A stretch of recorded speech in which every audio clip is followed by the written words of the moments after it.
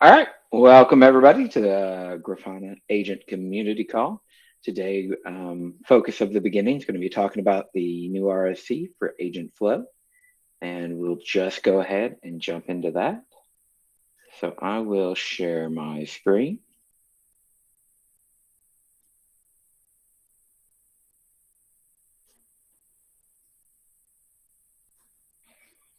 And I'll say if you have any questions, since we're not under nearly, we got time, uh, raise your hand if you want to ask any questions while we're going through. So yeah, let's talk about agent flow. And this is kind of a big RFC. We're looking at yeah, uh, to redo how the agent is configured along with the underpinnings from a technical level. So before we get into kind of looking at some solutions, let's talk about why. So one thing we've kind of discussed as a team is that onboarding and configuration can be difficult, not just to users, new users, but to any kind of user. Things like how to filter metrics, relabel configs. These are hard topics, and it's sometimes hard to figure out how they fit together.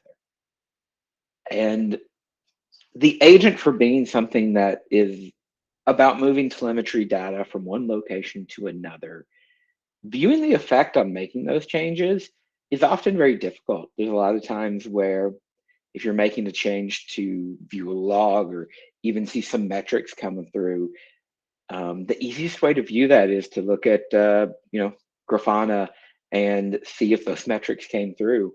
That's generally easier than trying to interrogate the logs of the agent itself or do something else. From a development point of view, we've got a lot of tight coupling that makes it hard to add additional capabilities. So as we get a lot more requests for more complex workflows, it's becoming more and more difficult to implement those and to test those. And then kind of overarching is this idea that we want the mental model of the telemetry pipeline to map to the agent's model of how it's configured and how it's actually written. And it is a belief that the closer we get that mental model to how the agent's actually processing it, the easier it'll be able to understand and make changes. So this all started in a conversation with Robert Prado and myself. And we were both working on configuration. Robert was working on HCL and dependency graphs. I was looking at bringing more of our configuration in house and owning it and trying to simplify it. And we were talking about what users wanted and some of the features we were unable to do, some questions that kept getting asked. And we kind of both were trying to circle around this issue of how to make the agent easier and more intuitive to use. And Robert had this graph he brought up, and we were kind of looking at playing with it. And we kind of had this moment of what if we just visualize how the data should look? So this is one of the first diagrams we wrote. We were on the call, and it was kind of like, what if we just made it look like this? Where we focus on how the data flows rather than just turning configuration.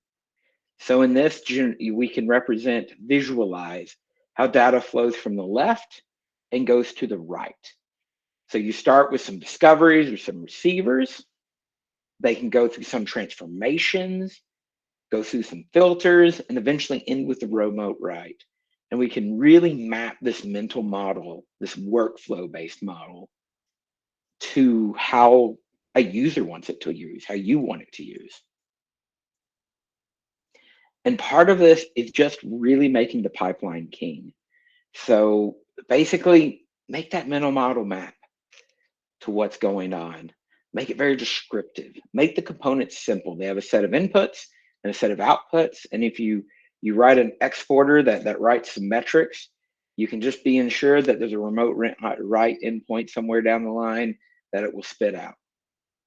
And this makes it simple to make new features and components, or simpler. We reviewed the OTel pipeline. A lot of people liked it, but we wanted to just take it to the next level to allow more branching, more multiple paths, more looseness in connecting between things. And furthermore, we want to allow users to visualize that data, like that graph I just showed. I think there's so much power in just showing to the user, hey, this is what your data looks like, and this is how it's flow, and make it you can interrogate what things the components are doing and get feedback. So we discussed it a lot, and through this process, we came to two technical approaches: messages and expressions. So we're going to talk a little bit about each one. And we wanted to really explore these two because we think this is going to be a possible future of the agent, and we wanted to make the right choice. So instead of just doing a simple hello world or doing an RFC where we just talked about it, we both wanted to implement proof of concept. And these proof of concept, we wanted to be meaty and actually have some, we wanted them to write to Grafana. We wanted them to work off an exporter. We wanted them to feel real. So I'm going to talk a little bit about messages, and then Robert's going to talk a little bit about expressions. So when I say messages, I'm referring to an actor framework, proto.actor in this case. If anyone is familiar with actor frameworks, Erlang popularized it. They've been used some. But kind of the concept is each component is an actor that communicates well-defined messages. Components don't really know much about each other. They only know the addresses of other actors, and they're connected via coarse-grained components. And part of an actor framework is an actor or component in this case are connected to another actor or component via a mailbox. And when, say, a metric generator down here, it queues up an array of metrics that's actually queued into a mailbox. And our control plane will pull a message from that queue, add it to metric filter, and then metric filter will write that message. It'll be queued into the remote writes mailbox, and the remote write will pick up that. And this is kind of how the configuration could look. So you have a list of nodes here. So in the top, we have a generator. It spawns some metrics every 10 seconds. There's two filters that kind of chain to each other, and then a remote write endpoint. If you'll notice, kind of highlighted are the outputs. So this defines what the output of that component will write to. You can have multiple. So generator could write to both filter and filter 2 if it wanted to. You can chain these together as long as they are accepting of the input that the parent is outputting. So what are some of the upsides of messages? Users only have to worry about connecting components. It's very coarse-grained. You trust that the developer has written the component to handle what you're inputting. Obviously, the control plane will not allow an invalid configuration, but it's up to the developer to kind of create that. Concurrency is handled by default. So actor frameworks generally force that only one action is occurring at a time within a single component. And we get all this kind of like built-in rate limiting telemetry and pipelining, middleware, a lot built in that actor systems handle. Configuration can be YAML, which is what we're familiar with. And creation of GUI tools is simplified because we're connecting components. And we get to use existing libraries, proto.actor in this case, and there's not many changes that are actually needed. So some downsides. Does not allow fine-grained access to fields. And there's a great example of this is take credentials. As you'll see in expressions, you can access a single field within, let's say, a console instance or a HTTP endpoint to get a password and pass that directly into a component. In messages, we have to wrap that in essentially a credentials object and pass that along. And a component has to look at the credentials object and grab what credential it needs out of it. So there's a lot more scaffolding needed for that kind of scenario. And as part of that, there's a lot of what I would call complex types, not primitive types like strings, ints, etc., that have to be defined. And as new types come along, if existing components need to understand them, you have to go back and add that comprehension to those. The relationships between components are rigid, so they have to be defined up front. And it's more convention over configuration. And by convention, that means that the developer of a component will have to understand how to behave when a message comes in, instead of the control plane setting it up like expressions would. So I'm going to do a little demo. I have flow running, or messages agent flow running in the background. And I'm going to show, this is a configuration I'm running, very similar, this simple YAML configuration. And then I have this running on local host, which is generating a Mermaid configuration. And if we take a look at the Mermaid, and if I drop that into, oh, there. So it's just a Mermaid configuration of how it looks. So if I copy this and I go to the editor, and then let me, oh wow, that actually worked really well. This is the visualization that it will generate. So you get this really nice viewpoint of how the data flows. So in this, I have my agent logs instance is writing to a file writer sync. I have a metric generator that is going through 2 filters and then going to remote write. And then I have a GitHub integration that is also going to the remote write. We also get some interrogation on the nodes. So this is the list of nodes that I'm writing. Filter, the filters, 2 filters, a remote write, the file writer, agent logs, GitHub generator, and I can access those and get some status update. The config, the status. I also get some built-in stats. If I spell stats right. And in this, you can see I'm getting some mailbox information, the type of messages received, and posted is when a message is added to the mailbox. Received is when it is pulled from the mailbox and processed. So this would indicate that there's a lag if those numbers were off, especially if they're off by a lot. So I get some benefits there. And then finally, let's take a look at the code a little bit. So there's a whole control plane, but I really want to focus just on perhaps the most important kind of 2 things here. So the one of them is I'm defining a object here, and essentially the outs is a address to whatever the configuration has determined. Yep, go ahead, Robert. Can you that font again, please? Yep. Good, thank you. So the outs just defines what I need to send results to, what the next actor or actors down the line are. And then this receive function is the loop where I'm constantly processing messages. So it comes in, I switch on the type. So I'm in the init, I get the list of children that I need to send to. At start, I get myself. And then if I get an array, this is a metric filter, by the way, didn't specify that. So it has an input of an array of metrics and an output of an array of metrics.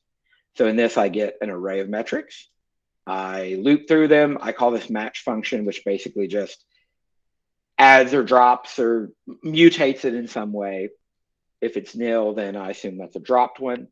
I also append it. And then finally, for each of my outs, I send it out.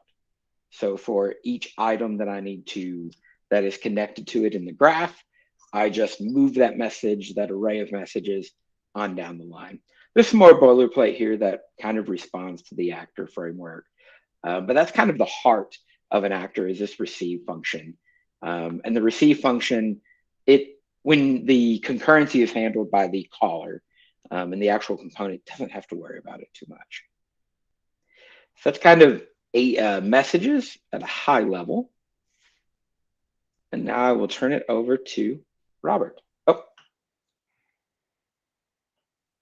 Florian asked, how would this all tie in discovery? Would each server monitor need to be its own node, or would there be some discovering node that emits messages from everything they discovered? So to answer that, you can have service discovery, and you could pass that service discovery to a Redis integration or a MySQL integration.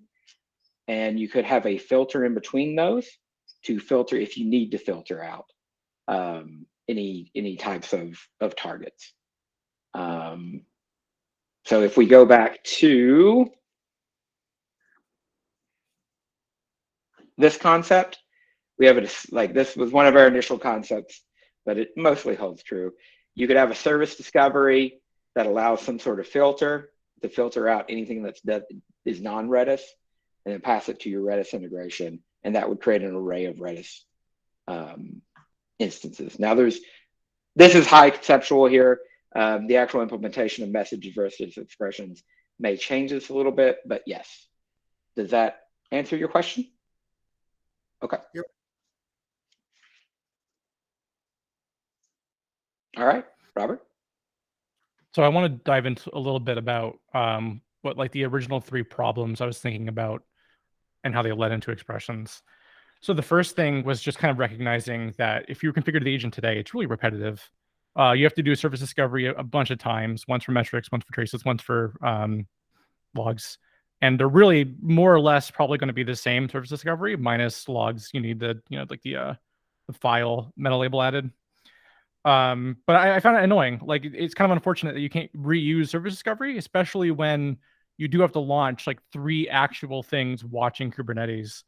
The second use case also relates to service discovery, where integrations in the agent aren't super useful within Kubernetes. You have to have like a hard-coded list of things that the integrations are collecting from, where on Kubernetes, you might have like a pod autoscaler, which is auto-scaling Redis pods, and you can't really use the Redis integration with that. I think the only thing you could do today to collect metrics on those is to have a sidecar, which we really don't want to, tell people that they have to do. So it would have been nice if you could feed Prometheus service discovery into integrations and use that to specify the config for an integration. But the last use case actually related to the operator. Each agent supports Prometheus's HTTP service discovery API, which tells you the list of targets that are running on the agent, which each are like correspond to a single integration that are running. You can't define a way with the Grafana agent to find all Grafana agent pods or find all Grafana agents across some environment, and then aggregate over all of those and collect all of the like integration endpoints that exist. It's not possible. We had talked originally about some idea of being able to chain service discoveries together so that you might, have Kubernetes service discovery feeding into HTTP service discovery, but it didn't really feel natural with how Prometheus works. So I was thinking about all that stuff, and we had looked at OTel, we had looked at Vector. Those are pretty popular kind of pipeline-based agents, but I thought that they were a little fixed functioned. When we were investigating, like when I was thinking about those things, I wanted the ability to have components that might be anything and kind of chain 2 things together in arbitrary ways. So the realization I came to was that Terraform does pretty much that idea, where you have all these bunch of different resources and you can combine them in ways that HashiCorp probably could not predict. The only difference between Terraform and what I would have wanted to do is I wanted something to run as a daemon long-term and to reevaluate things over time.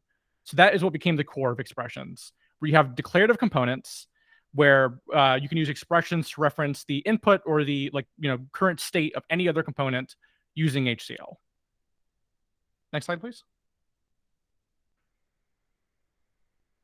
So as an example here, I have some component that every 10 seconds it'll do a get against a HTTP URL, and it'll store the response body as its content. Now I'm using that to bind to the basic auth password for remote write. This means that like one very generic component that does a get can be used as the input for anything that might expect a string. Or you could have an expression which is like string interpolation, whatever you might want to do, allowing you to use our components in ways that we could not predict. Next slide. So on one hand, this means components become really flexible. In messages, the relationship is defined between 2 components. What we are saying in expressions, the relationship is field-based, where some output field for some component is bound to any number of input fields for other components. And the relationship is more flexible, because all we care about is the type and not the message itself, or like the data being passed around. I also think because it makes a declarative graph, it makes it a little bit easier to examine the system state as a whole, where you can, just pull up the entire state and see what the input and output for everything currently is. And this is an idea I probably should take out of here because I'm not sure about it. But using HCL also means we could use HCL for other parts of like telemetry mutation. So we might be able to use HCL expressions for mutating logs or for like changing labels. It would be an interesting way to kind of unify how we kind of mutate things over time when we're doing the pipeline. Next slide, please. So on the other hand, though, like HCL is not YAML. There is a learning curve. Anything with expressions, will require some learning. But also, like, this is a little novel. HashiCorp's Terraform is not doing HCL in the same way I am. And so I had to modify HCL for my needs. I wanted to pass around Go interfaces, and you can't do that with HCL. It has to be types that can be represented in the language itself.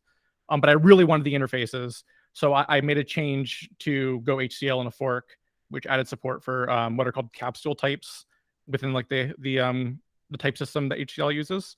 And that allows me to pass around channels or interfaces or whatever else you might need for kind of pipeline-y type components. My biggest concern is that like this is suspiciously unprecedented. I don't think anyone else is doing pipelines in a way quite like this. And I don't like being clever.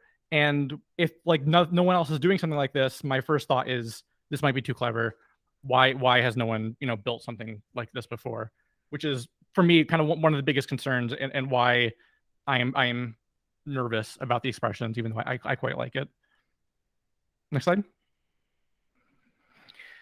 So, there's kind of some gray areas here, right? Like, even though HCL is not YAML, a lot of people don't really like YAML. It's really easy to have YAML files that are huge and hard to manage because of the indentation thing.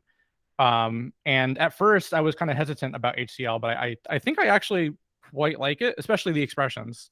I find it really nice, and there's like a built-in formatter, stuff like that. It's really interesting, I think, for a config language. The other part, I think, is a pro or con, even though this is way more complex than the agent is today, and way more complex than the relationships you would build with messages. This is open to abstractions. So we could build a simpler representation of the config on top of the HCL, like with a GUI or something, for people who really don't need, they don't need to know about relationships between components. They don't need to know about expressions.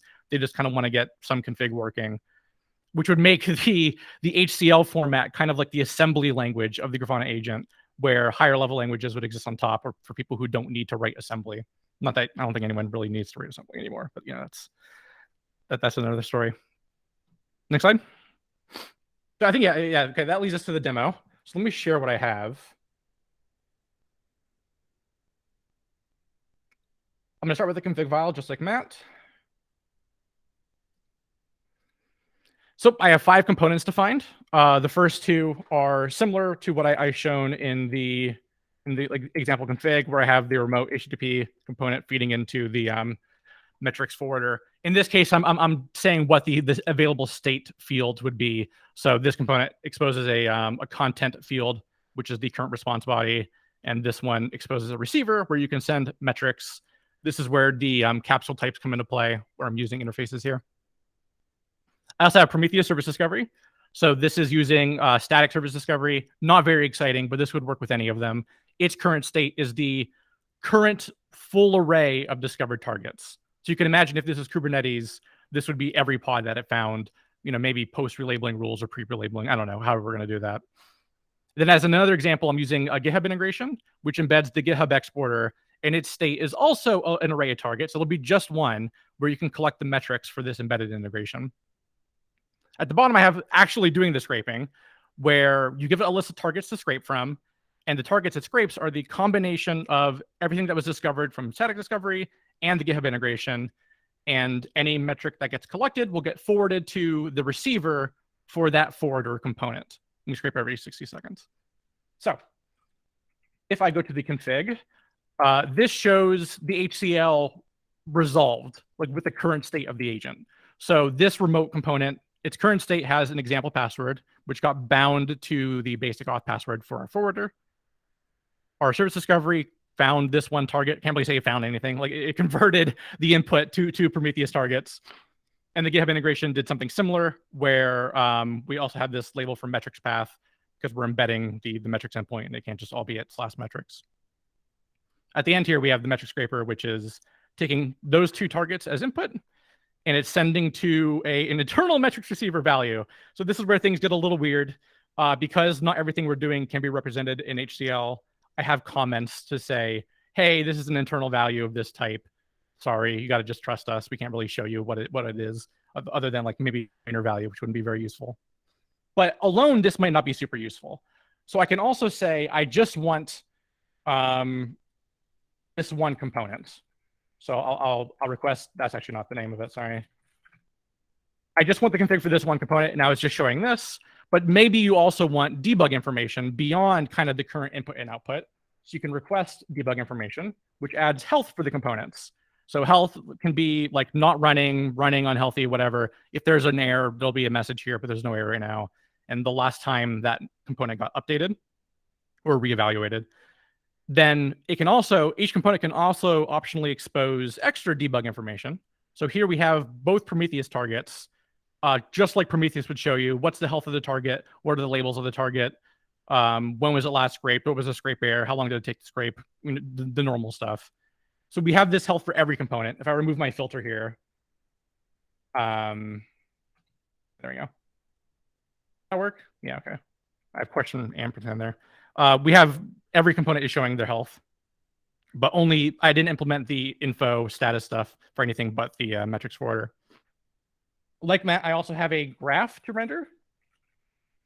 Now, unlike Matt's presentation, this is not a flow graph. This is a dependency graph, where the metrics forwarder is directly referencing in some way the remote HTTP example password component. It's probably possible to turn this into a representation of flow, but we would need to have some kind of internalized understanding of directionality for each component, which we just don't have right now. So like discovery would never be an in component. It would always be an out component because it emits targets, so to speak, even though we're talking about like a declarative system. I'll dive into the code just a little bit. I don't want to get bogged down in that detail, but I do want to show kind of the interface that these components have to implement. So at a base level, all of them implement a component interface with a run method, which will run the component until a context gets canceled. This is similar to how we do integrations, but we also require them to implement an update where they take in their new state that was determined by the control plane that I wrote. Then there's a set of like extension interfaces. So if components have state, they can expose their current state whenever it's called. And they can also have handlers if they have handlers like the GitHub integration does. And if they have metrics to be registered, they can also implement a Prometheus collector. The last bit I didn't show to our colleagues earlier is how does a component tell the control plane that it updated? So when you construct a component, you get back this global set of options, which includes the ID of your component, something to log to, and if you need like the HTTP address of the process that's running, here that is. But the important part here is this on-state change function. So if a component calls this function at any point, it'll tell the control plane, my current state has changed. Whenever you are ready to reevaluate the graph, please request my current state again. So at this point, they don't really need to be aware of the fact that there is a control plane. They just need to be aware of this one function that they need to call if their exposed state changes. Yeah, let me quickly show the metrics endpoint before I forget. Like I said, components can, I misspelled that, components can expose metrics. I don't think I like the way this is happening, but here is the metrics from the metrics forwarder, where we inject the label which matches the component ID, which kind of lets you have like per component metrics with a label saying what that component actually is, which might be useful, but there's probably a better way of doing this. That's not just the hacky way I threw it all together. Anyway, that's expressions. Thank you. And I'll hand it back over to Matt. All right. Any questions about expressions? All right. Go ahead, Tony. Yeah, sorry. Just so I understand, like you did implement your own continuous graph traversal engine thing and don't use any of the Terraform HCL bits for this, right? We do use HCL. Yes, HCL, Terraform internalized their packages for their DAG. So I did re-implement my own DAG, not a lot of code. But also the control plane that constantly reevaluates things really doesn't exist in Terraform. So I did have to write that. Yeah. Okay. And how many language features or functions that I'm not entirely sure if they are part of HCL or if they're part of Terraform, but like stuff like JSON decode to read from JSON files and stuff like this, and somehow get it into the graph by reading from a file or something would be terribly useful, as well as like some of the inline loops that they have. Like, do you plan to implement some of this? I do plan to implement for each, so you can have like a dynamic component being expanded based on array. Right now, I only actually exposed the concat function. There are many of them in the Go CTY library, which is the type system HCL uses. We'll expose those by default, but I think we'll have to take the other functions that Terraform has on a case-by-case basis. I definitely do want the ability to like get a file from a function and then load that into the graph. That is something I definitely do want to do, or from a component's output, for example. Okay, and in general, like the whole continuous evaluation stuff really gets nice if you, let's say, can watch a Kubernetes secret resource. Like you just declare this thing as an input of some sort, have it as its own expression, and then this thing automatically just watches on the secret being updated in the cluster. And then whenever it changes, it can like recalculate the rest of the graph. That's exactly what we're thinking of doing, yeah. I should say sorry. This is still like to be decided by the team, but we like which approach we want to go for, and I don't want to drag people in. But yeah, that is the thought I was having with how to reuse those types of components.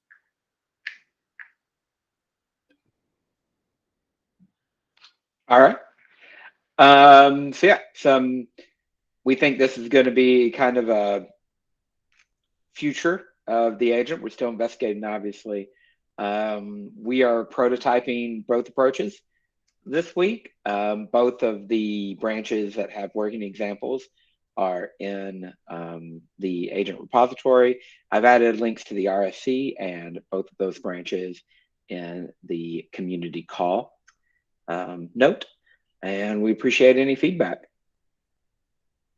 Go ahead, Robert. So we're probably going to talk about deprecating the operator in a second, but I do want to say that like this does feed into deprecating the operator. We imagined there could be some component which emits the service monitors, pod monitors, and does something. It might define a scrape job. We don't know what that something is yet, but we think operator-specific functionality is a much more natural fit as a component than it would be anywhere in like today's version of the agent. And also, like, at this point, we're not saying any of the agent goes away or like the current config. If we ship this, it'll be opt-in, and then way down the line, we'll decide, should this be the default? Should we remove it?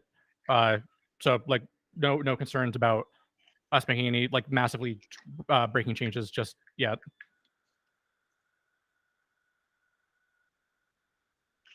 All right. Yeah, let's talk about the operator then. This is RC 1565, deprecating the agent operator. This really stems from a few things. We're not entirely clear how well loved the agent operator is in the community, but we've noticed it does have a pretty high maintenance cost, and in the some of the feedback we have is that it is hard to understand the concepts and hard to use the operator, with it being kind of a separate way of configuring the agent. It can be confusing if you're using the operator. Do the config snippets from the docs still apply to you, or do you have to find another way to do it? And all of this kind of is combined with features that we implement in the agent have to be essentially re-implemented in the operator to be available to operator users.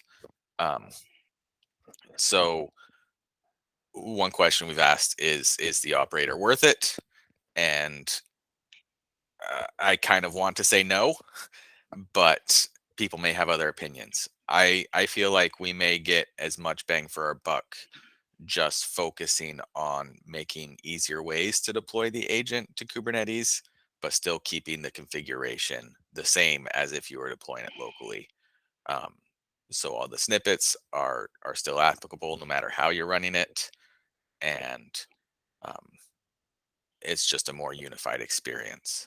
Um, the problem is we don't have an official Helm chart. There is a community one that's okay, that we've heard has been used, um, but the other thing the operator does is the Prometheus CRDs for pod monitor service monitors.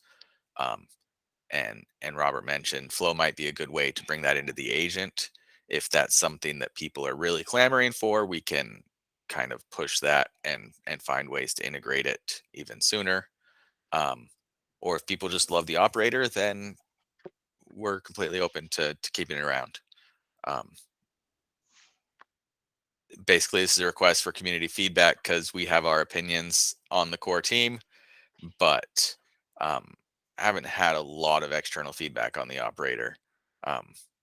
It's not particularly fun to write operators, and I know that's not the primary concern, but um, if anyone outside the company has feedback, we would love to hear it.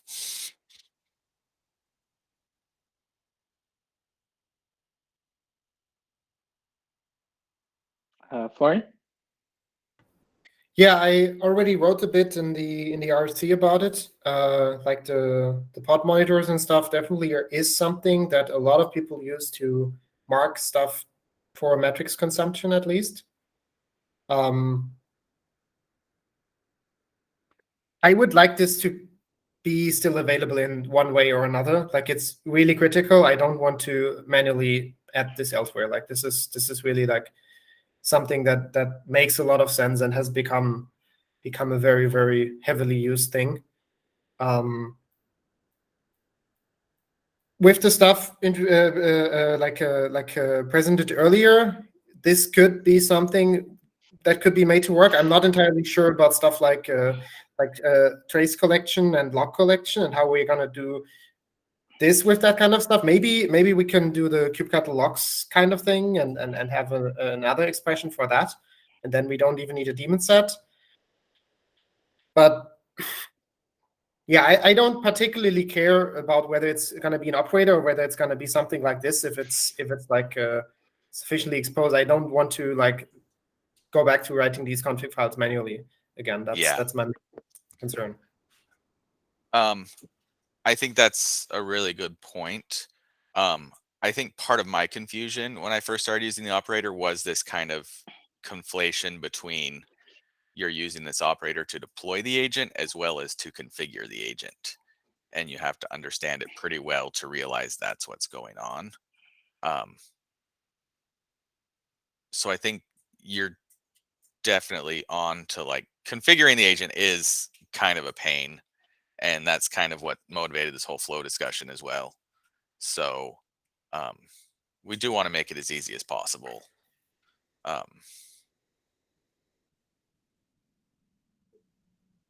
Yeah, go ahead again. Yeah, what's even more pain is like configuring all the metrics so they show up in the way a lot of the dashboards out there expect them to show up, and debugging why it's not. Like, this is most of the time I sink my time in. And I think if we have something like this where you can expect the current graph of things and how metrics are flowing, and maybe have like some example dumps on what kind of metrics are passing by, that could really make this easier. Cool. And Andre notes that he would love to have the pod monitor features natively on the agent instead of the operator. Yeah, I kind of agreeing. Anything we can do in the agent to make it easier to configure. And we've been talking a lot with the Grafana cloud integrations people, and they're talking about more operators for kind of automatically configuring some integrations for MySQL or whatever with another kind of operator. I don't know why I bring that up. Go ahead, Robert. Now I'm going to be careful here because I used the word abstractions would be good for like expressions before. I'm generally not a fan of abstractions where the abstraction is just a translation of the other thing. And that's what I think Helm charts end up being, where unless you are explicitly saying this Helm chart is for a subset of functionality, you end up eventually this Helm chart is an abstraction which maps to a subset of functionality. You end up like adding more fields in over and over and over again until eventually it's just a one-to-one representation through a different form. And that's what I think the operator ended up being, where all of our CRDs were just a different way to configure the agent. And I find that to cause a lot of tension in development. Like you have to keep things in sync, you have to test both things, and it really just becomes a pain. I think the best abstraction is either a subset of functionality, which is what I was talking about with Flow, where like you might not expose expressions for like a GUI, for example, or not having an abstraction at all. So with like a Helm chart, I would almost prefer a user to say, here's the agent config, and for the Helm chart's only responsibility to be creating the Kubernetes resources. So like you provide the agent's config, we do the rest, and that way we're not trying to like re-represent what the agent, like how the agent gets configured. This is kind of just me on a soapbox about abstractions, but this is kind of one of the things that I've ran into the most as problems when maintaining the operator. This idea that it's not a subset, it's a one-to-one mapping, and that's hard.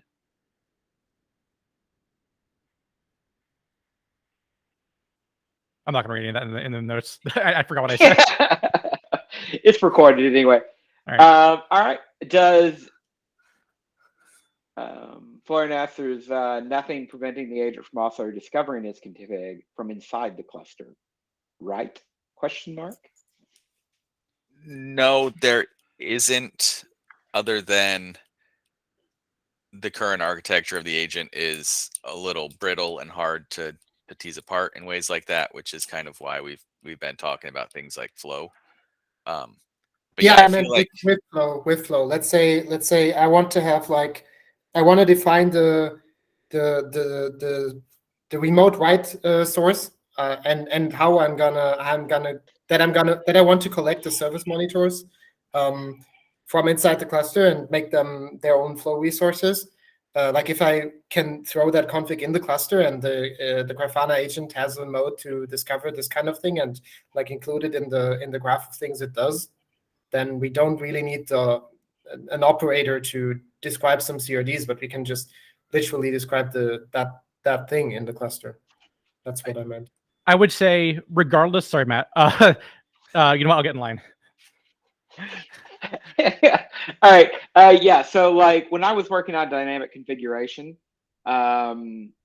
which kind of does some of this effort at essentially compile time of the configuration. One of the things it can do is query like EC2 clusters, and based on tags, kind of gather the resources and automatically pass those in. So I kind of imagine Flow having that same concept, just being better because it's not at compile time of the config, but it's dynamic and refreshing itself. So I think that will drive a lot of value. Robert?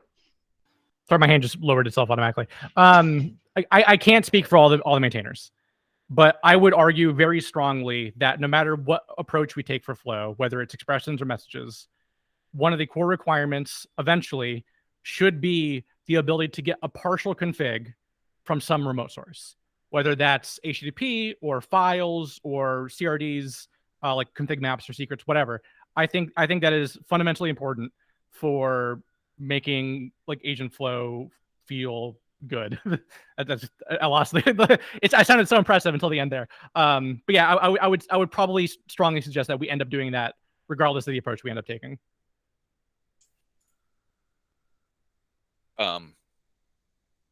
I really like that because it's like if something's worth adding in as a higher level config concept, we can put it in the agent and give it to everyone instead of having to be running a specific wrapper around the agent to get that kind of discovery. Just have the agent doing it if it's important. And It's kind of a cool concept. I'm excited. All right. I raised my own hand. Andre says remote config would be awesome.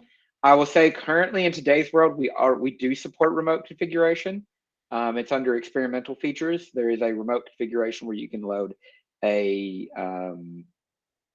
there's a remote configuration option that just allows you to load a normal agent configuration. There is also dynamic configuration that has like 1,000 bells and whistles that you can load from any number of spots that is based upon DOM plate. That's pretty advanced.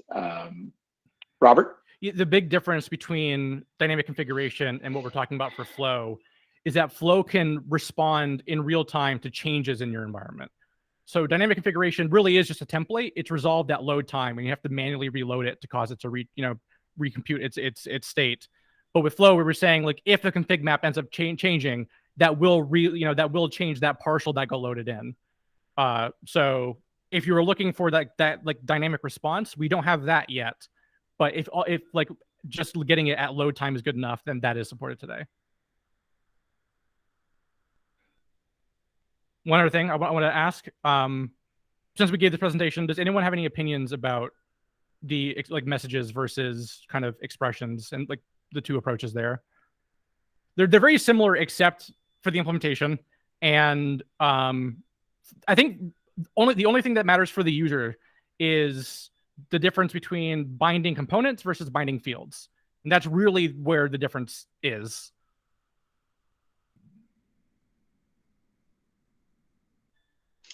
Go ahead, Florian. Yeah, I personally would prefer the HCL syntax for the whole implicit, you interpolate something here, and that's how the dependency is being described. But I also use a lot of Terraform day to day, so I might be biased. Yeah, click and raise my hand. Boop. Yeah, I think that's something that if you're already familiar with HCL, then the expressions is much more intuitive and better option.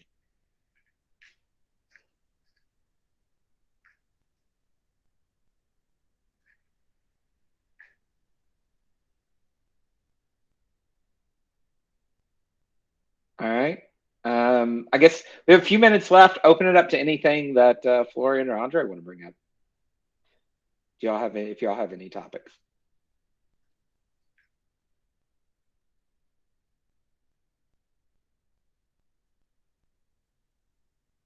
All right. Does anyone else have anything they want to bring up? All right. Well, I appreciate everybody joining in. We have all the links in the notes. Feel free to comment on any of the RFCs or any of the branches. And we appreciate everybody coming and hope to see you next time. See ya. Yeah.